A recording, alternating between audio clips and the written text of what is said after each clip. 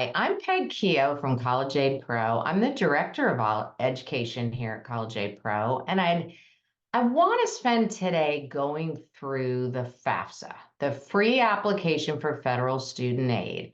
Finally went live December 31st of 2023. Woohoo! Everybody was waiting. It's live. It is in what's called a soft launch, so there still are some tech glitches. But what I want to do today is show you how to go through this. So hopefully you won't have any issues. We've gone through hundreds of these with families, and we're more than happy to do that with you as well. And so we kind of get a sense of where the glitches are happening. I can't guarantee you're not going to have any, but if you do, take a deep breath. You didn't do anything wrong. It's part of this new FAFSA. The technology was majorly revamped. And so it's not a seamless transition to the new one. So you got to have a lot of patience here. But I'm going to go through the flow of the form. So you should be prepared, less stressed to get in there. The first thing you're going to need to do to start this whole FAFSA process is you're going to need to get what's called an FSA ID, Federal Student Aid ID. If you've done the FAFSA before and you're a parent for older kids, you've got your FSA ID and password, you're good. You don't need to do anything. For a new student, the new student needs the password. And if this is your first child that you're going through this process with, a parent or parents are going to need it. It depends on the family. If the family is married, filing jointly, then one parent will need it. If you're divorced, the custodial parent, which is defined as the parent who provided the most financial support on a year look back from when you're submitting the form, that's the parent that's going to submit the financial aid form, the FAFSA, with the child. So that's the parent that's going to get the FSA ID. And then there's other variations depending on how you filed your taxes and different things. So at least one parent will need it and potentially more than one. So it just depends on your family. So that's the first thing you want to do. Once you have that, you're going to be ready to roll to start your FAFSA. When you do it, you're going to submit a password and a username and a password and some security questions. And your information is going to go to the Social Security Administration. They're going to send you an email, hopefully within a day or two, but it might take longer, saying you've been processed. You want to wait to get that to log in, ideally, to make sure you're processed, okay? Once you have that, that's what you're going to use to log in. You can't get into the FAFSA without the FSA ID and password. So now what I'm going to do is share my screen and show you the process to start your FAFSA and get in there and show you what it's going to look like, okay? So you should be seeing my screen. I'm going to turn off my video here. So you want to go to FAFSA.gov. It's going to take you to studentaid.gov/da-da-da-da-da-da, but FAFSA.gov is easy to remember. Just go there, you'll hit this page, and you're going to hit Start New Form. When you hit that, you are going to want to log into the student's FAFSA, your child's FAFSA. You have your child there and you're there with their FSA ID and password. We are recommending this as best practice. Start with your student's FAFSA, that part. So use their FSA ID and password, put it in to log in, and then it's going to authenticate you. You're either going to choose to have a text sent to the cell that the student uses or an email. You're going to get that code and you're going to plug the code in. This is the same thing that you do with many other sites that require this. So this is not, shouldn't be a new concept to you. So you're going to go ahead and do that. And then you will be in the FAFSA. And we're starting with the student. So on this page, you're going to mark student because you're the student starting the form, starting the FAFSA. Then there's a series of 4 videos. And if this is brand new to you and you don't know much about this, you might want to take a few minutes and watch the video on each page. You're going to hit continue. There's also quite a bit of information below some of the videos. So it might be really helpful to you to get a sense of what you're doing and why you're doing it. Then the student's going to be asked, what state do they live in and how long have they been there? Pretty straightforward. Then there's going to be an agreement. You need to provide consent and approval. If you don't, you will be ineligible for federal, state, and possibly institutional aid, most likely, which is the endowment money from the colleges. When you sign this agreement, you are consenting for them to move your federal tax information, they call it FTI, into the FAFSA. And the student's going to do this, and the parents are going to do it. They're called contributors. That's the people that are contributing information to the FAFSA. Has nothing to do with contributing to the cost to pay for this child's education. It truly means contributing to the FAFSA. So they need to consent and contribute their information. So you want to look through this agreement and then sign it at the bottom, click agree. You will get an email saying, thank you for consenting. The FAFSA will keep moving. Without doing this, you're stuck. All right, so now remember, we're in the student FAFSA. There's going to be questions about personal circumstances. Pretty straightforward. You're going to go through and answer those questions. You can see up here, here's the flow of the new FAFSA. Personal circumstances, demographics, financials. You're going to enter all your colleges, up to 20 you can put in now, and then you're going to sign, okay? These personal circumstances questions, as you flow through them, will decide if you're a dependent or an independent student based on your answers.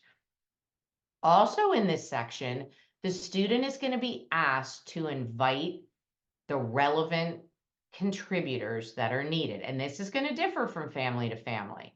But you might, for this sample that I'm showing you, the student is being told in this first column on the left to fill in the parent's information. I have a big red arrow there that says, it is pointing to a small little line that says, do not fill out this section unless otherwise instructed. So follow the instructions. If you're married, don't fill in both columns with the parent information.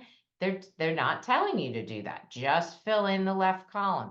They want you to fill in both columns or give more information. Just take it slowly and read all the information. Don't whip through this without reading. It's very important to read everything and follow the instructions. So the student, and if you're with your child, you're going to fill in your information and hit send invite. Don't worry about that invite. That's going to be in your inbox. We'll deal with that later. You're going to continue in the student FAFSA. There are some dependent students that need to provide parent financial information for their FAFSA to be eligible, but some families are doing this because they want their child to be eligible for what's called direct federal unsubsidized loans. Don't worry about what that means, but this question is saying, and you need to read it, are the students' parents unwilling to provide their information, but the student doesn't have an unusual circumstance that prevents them from needing to submit it? If they're unwilling to submit this information, they don't have a special circumstance, then hit yes. Don't read this quickly and say, oh, yes, of course we want to apply for loans, and hit yes. You need to hit, most families are probably going to hit no, saying the parents are willing to submit their information on their part of their FAFSA. So read it carefully and answer it how it should be answered for your family. Now we're in the demographics section up here. Many of these questions will say prefer not to answer. That's how you feel. Mark it. It's not going to affect your aid eligibility at colleges. So don't overthink it. Just say prefer not to answer and move through the demographics questions. Then you're going to be in the finances section. Financials, you see, we're already on step 3. Okay.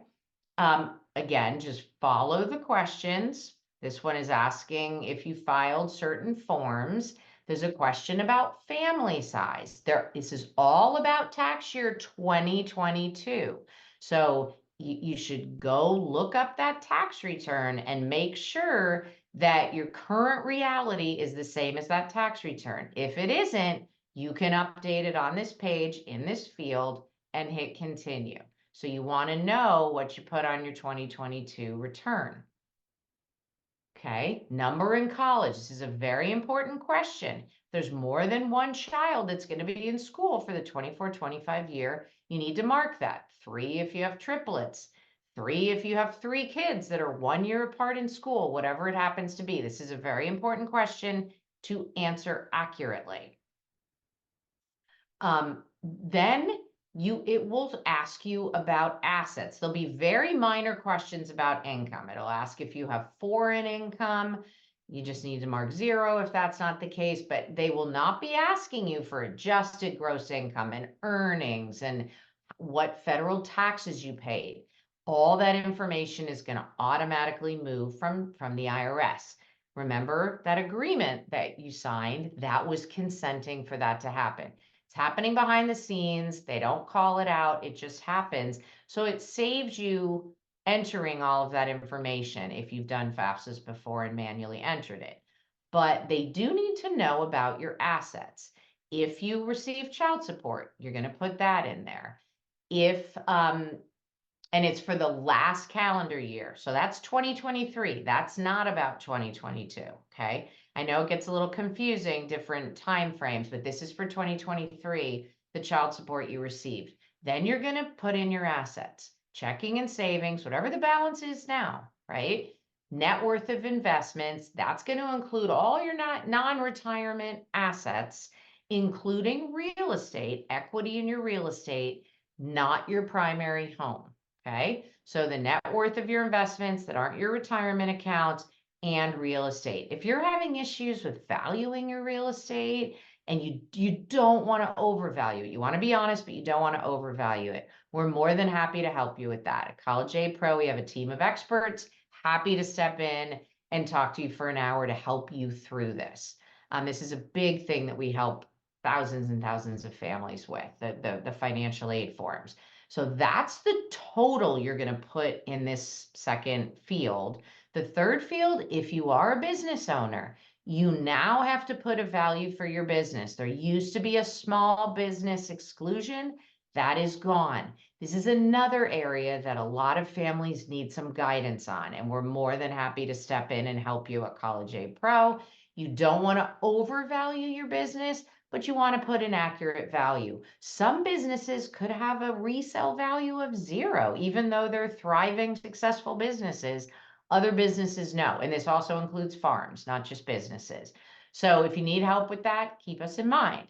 That's the asset page that you need to complete. This is all students, remember, but these same pages are going to be what you're going to see on the parent FAFSA that I'm going to talk about in a minute. Same exact questions.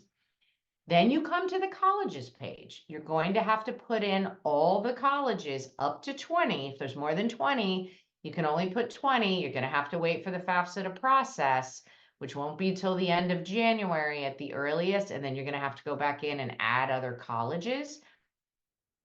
But what the easiest way to do this is you're going to put in the state, put in the name of the college. I have an example here. Cornell popped up at the bottom. I clicked it. Boom, it's there. And you just keep doing that until you've got all your colleges in the FAFSA. Then you move on to the summary page. You can click on each one of these carrots, and I recommend you do. Just give it a quick look over. Make sure nothing's jumping out as wrong.